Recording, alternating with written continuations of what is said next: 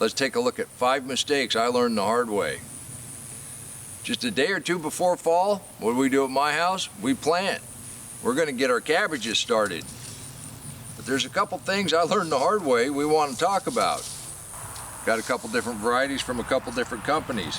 I think they're all just going to be fine. Now, I like planting in these kind of trays, either these ones for Vigo that's got the hole in the bottom, or these ones from Burpee that's got the little rubber bottom on it. That way you can go ahead and just push them on up. It's much easier to get them out. But the one big mistake that I've seen is light. Too much light, not enough light. And you know, seeds, they really don't need any light to germinate. But as soon as they are germinated, they need enough. If you don't give them enough, they're going to get long and leggy, and you're not going to be happy.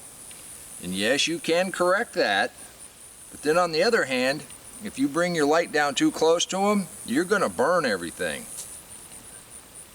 All I'm doing is putting a couple little seeds in each tray, good soil contact, and we'll put a little bit of soil on top of it. And then that brings us to our second mistake, and that is water. Now right here, the way I'm doing this, if I just took the watering can and watered over the top, I would have a chance at taking and knocking those seeds into a different tray. I've done that before. So we really want to water from the bottom, and that's why we've got pans underneath here, both of these kinds. Even if you're going to use a cup or a saucer, you want to have holes in the bottom, and you want to have a pan underneath it. And that way you're watering from the bottom up. Now if you don't give them enough water, they're not going to germinate. Also, if you let them dry out, they're not going to survive. I mean, it just kind of makes sense. But then on the other hand, you can water too much. If it gets waterlogged, then it becomes anaerobic, and then you're going to start growing bacteria and fungus you do not want to have in your seeds. And if you water with a pan underneath it, it'll wick right up underneath there, and it'll sustain the amount of water that it needs. It's a really nice way to do that. And another issue we might have as far as getting our plants to germinate, using old seed. Now when you were a kid in school, did you ever do the science project where you had beans or peas, you took a paper towel, you wetted it, you folded it up, and you let those germinate? Kind of a fun experiment. It's actually pretty fun to do with kids right now. But you can do that with just about any seed. The problem is, if you let that paper towel dry out, they're not going to germinate. But that'll tell you if your seeds are viable.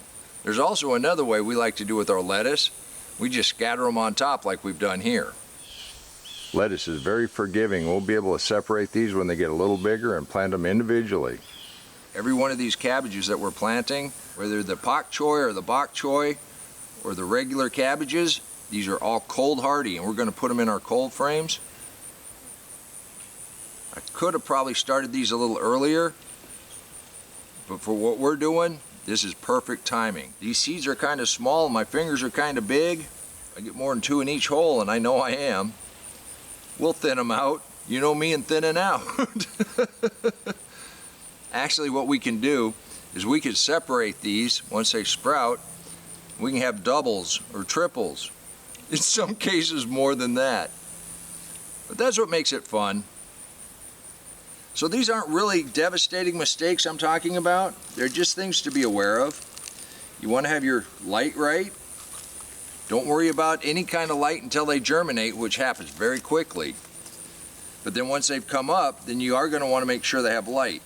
So these are things you want to look out for. You want to make sure you're watering from the bottom, that as soon as you see them sprout, that you get enough light on them. And then one other thing we don't really think about, and that's hardening them off. Now it's warm enough right now, I'm just going to leave these outside, and they're going to be just fine. Now I know I have good soil contact, but I'm just going to go ahead and cover these lightly with just a little bit more of my seed starting mix. I like a little vermiculite, a little bit of the compost, but any seed starting mix is pretty good. A lot of people like to use that coconut coir. I haven't tried that yet. but this has worked pretty good for me so far. Then I'm just going to come back and I'm just going to fill the tray with water, and that will wick right on up, and we'll be off to the races. This has more of a contained pan, so it's a little harder to see with your water in there. On the other hand, these are small enough when you get things germinated and you go to give it to a friend and they don't bring back the rest of the cells. So there's a trade-off on both of these, but they both work really well. But so does a recycled container. But I'm also seeing okra way up there I'm gonna have to go get. Hardest work you ever do in a garden is harvest. You still have time to get some seeds in the ground or come out to the garden and harvest. You can do this too. And until next time, remember, take care of yourself, take care of your family, and God bless you.